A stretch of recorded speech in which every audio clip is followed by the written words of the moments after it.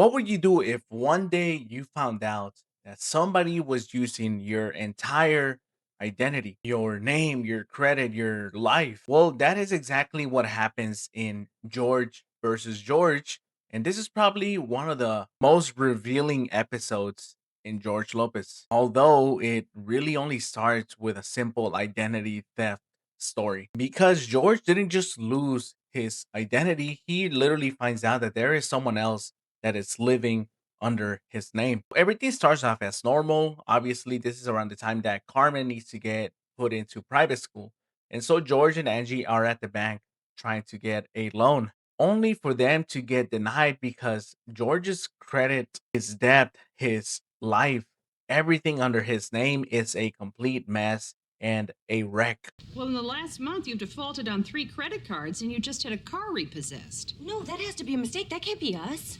Actually, it's just the accounts in your husband's name. Clearly, George and Angie are a little confused by finding out these facts, but they come to the conclusion almost right away that somebody stole his identity. Dude, honestly, only George would actually deep dive this because if something happened like that to me, I would probably just call it a day. Like, whatever. No, I'll just dispute that. But George is clearly more determined than I will ever be on that because he starts to find ways of tracking down this person.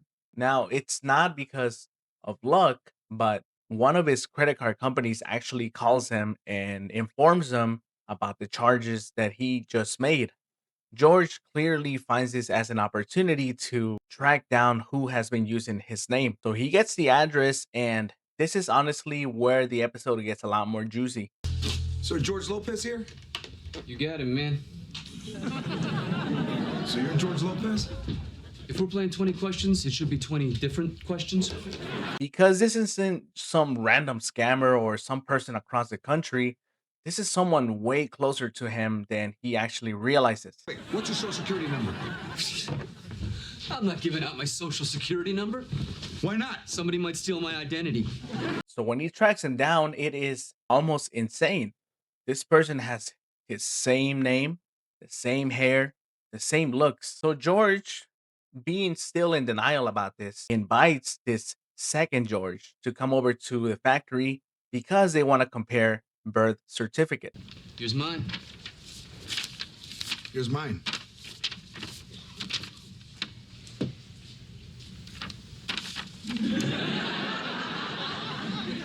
These are exactly the same.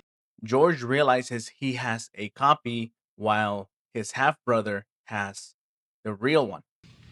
No, man, mine's an original. Yours is a copy. Mom! Benny clearly has a lot of explaining to do because how did you not tell your son? But apparently, Benny is in the clear here because she didn't know. Manny basically had more kids, and this is what makes a lot of people hate Manny because he literally used the same birth certificate for his second kid, but literally put the same name, same everything. That is a copy, George, of your birth certificate. Why is it a copy? Because when your dad left us, he stole the original.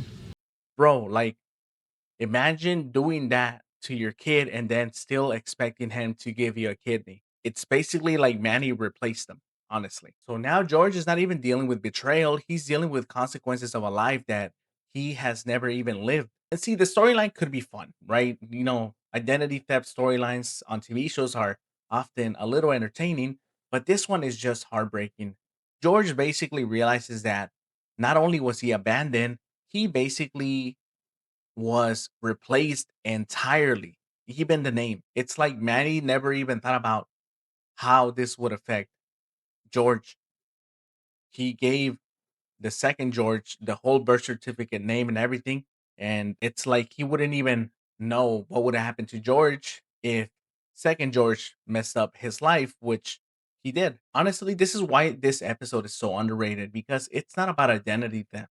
It's about something way more personal. George having to deal with legitimately being replaced by his father and then having to deal with consequences from a life that he didn't even choose. Telling you, maybe George is justified in the way he behaves because, bro, there is no way anyone can be okay after finding that out. Guys, if you watch this episode, let me know what you think.